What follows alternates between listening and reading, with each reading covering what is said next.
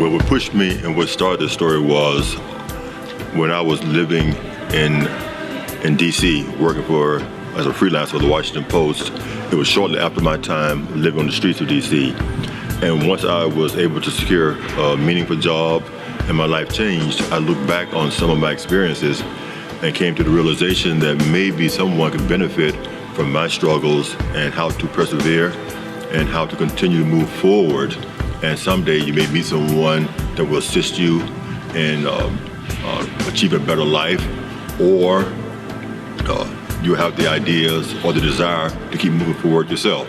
So, and through the encouragement of friends encouraged me and said, Len, you've had all these adverse things happen in your life. You should write a book about this, and maybe someone will read this and it will help them through their struggles and perseverance.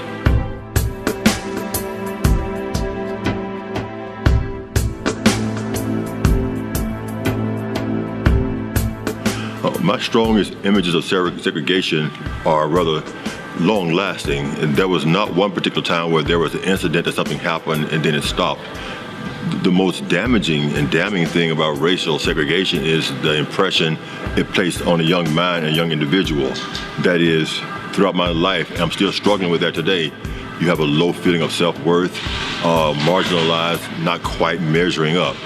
And that is a legacy, a long-lasting legacy of racial segregation and integration.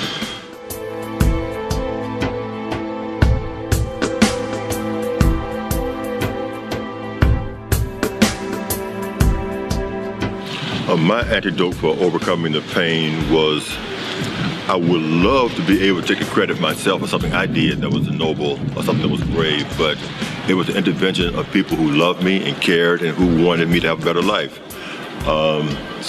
And plus I surrounded myself with people who were positive and who were moving upward and who loved and cared and shared, and that within itself influenced me and enabled me to continue moving forward and get off the streets, get back in school, and to look for a better life for myself.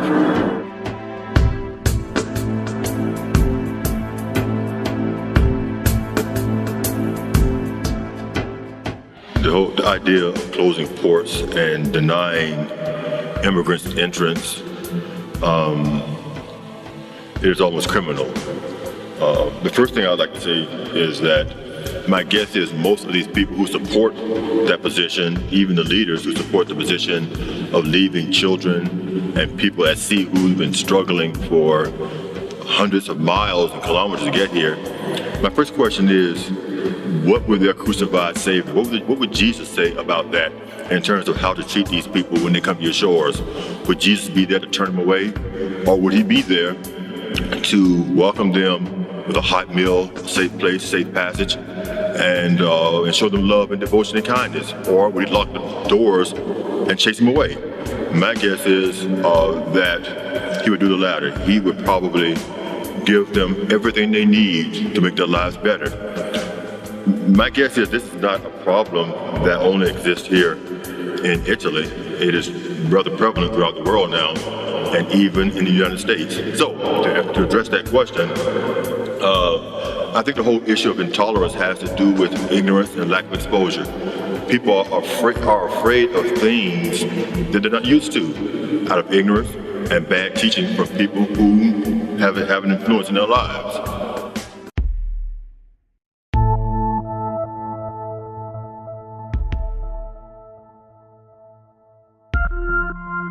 How do you explain racist episodes today?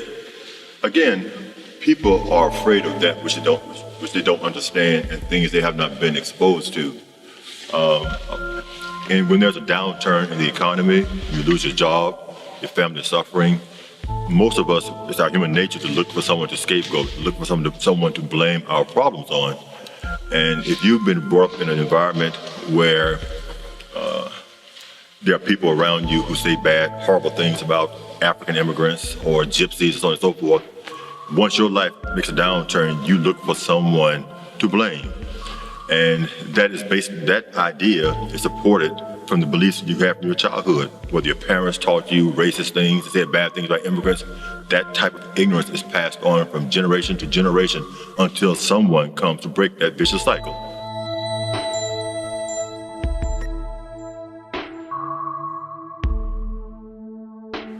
Well, the ransom is paid primarily for this book by the response. I mean, I've received overwhelming response from this story. Some people have said it's changed their lives. And for me, that within itself is ransom and reward enough to know that something I said or did made a difference in someone's life, whether some young person or some older person. And I plan on in the future writing a follow-up to this book to continue this idea of self-improvement, picking yourself up by your bootstraps, so to speak. So in essence, the ransom for this book has been just a reward of showing that it has made a tremendous difference in so many people's lives.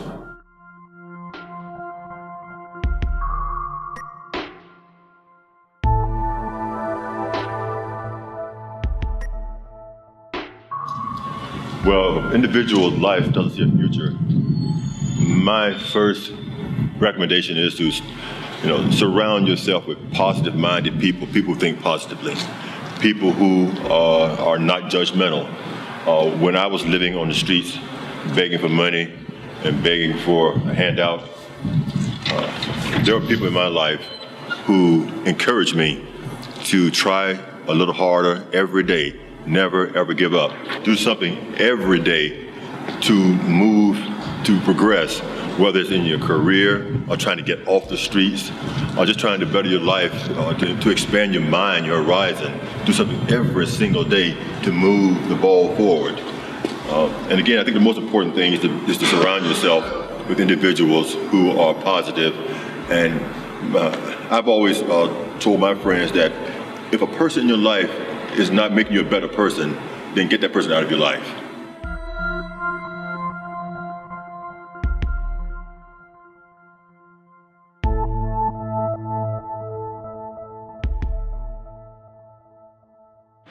There are times when you will lose hope, and there's nothing you can do about that, and you would depend on the kindness of others and the kindness of strangers to get you back on track.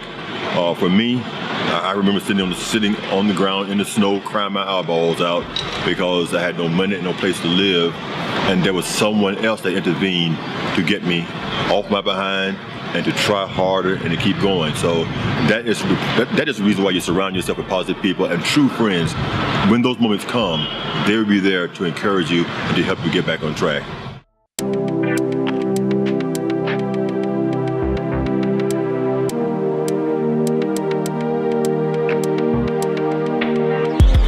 My relationship with this city is a reflection of myself.